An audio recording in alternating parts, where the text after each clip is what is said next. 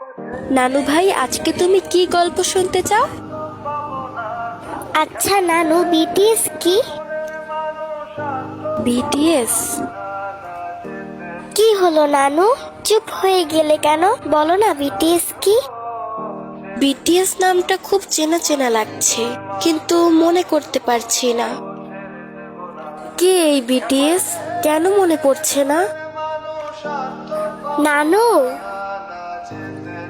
তা নানু ভাই, তুমি এই নামটা কোথায় পেলে? কোথাও না নানু, তোমার রুমের একটা বইয়ের মধ্যে এই নামটা লেখা দেখলাম, আর সাথে একটা ছবি। ছবিটা কোথায়? ছবিটা তো আমার সাথেই ছিল, কিন্তু কোথায় রেখেছি সেইটা তো মনে পড়ছে না নানু। আচ্ছা নানু ভাই, ছবিটা দেখতে কেমন ছিল?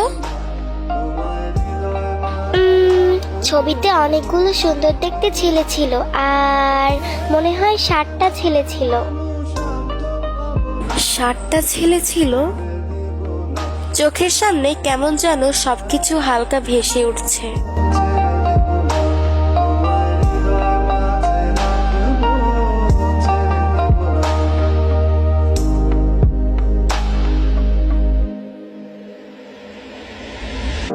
ভুবন মোহিনী গোরা মণিজালের মনোহারা। হ্যাঁ, মনে পড়েছে।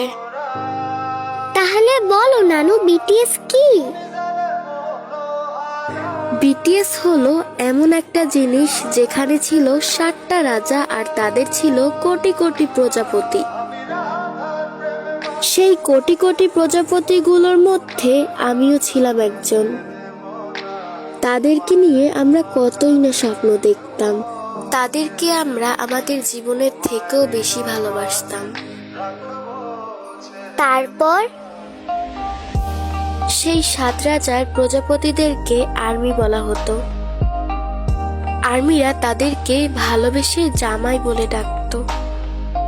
তাদেরকে বিয়ে করতে চাইতো, তাদের সাথে সংসার করতে চাইতো।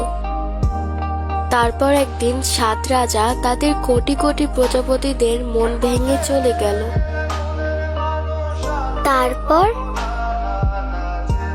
তারপর বিটিএস মেম্বাররা তাদের ব্যক্তিগত জীবনে ব্যস্ত হয়ে গেল, আর আর্মিরাও যে যার জীবন নিয়ে ব্যস্ত হয়ে পড়ল। ও, তাহলে এটাই বিটিএস নানু? হ্যাঁ নানু ভাই। জীবনটা কি অদ্ভুত, তাই না? কোথা থেকে সময় চলে যায় কেউ বুঝতেই পারে না। এই তো সেই দিন বিটিএস ডিসব্যান্ড হলো। ভেবেছিলাম তাদের ছাড়া থাকতেই পারবো না, তাদের ছাড়া সময় কাটবে না, তাদের গান না শুনলে হয়তো মন ভালোই থাকবে না, হয়তো তাদের ছবি না দেখলে দিনটাই সম্পূর্ণ হবে না। এই তো সেদিনই বিটিএসরা ডিসব্যান্ড হওয়ার জন্য কতই না কান্নাকাটি করলাম।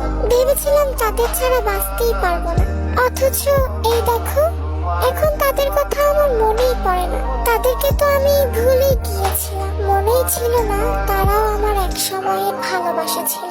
আজকে যদি নাতনি আমাকে না মনে করিয়ে দিত, হয়তো আমার মনে পড়তো না। কিন্তু মনে না পড়লেও তাদেরকে তো কখনো ভোলা যায় না। তারা তো ভোলার মতো মানুষ ছিল না। তারা যদি শুধুমাত্র ভালোবাসার মানুষ হতো, তবে তাদেরকে আমি সহজেই ভুলে যেতে পারতাম। কিন্তু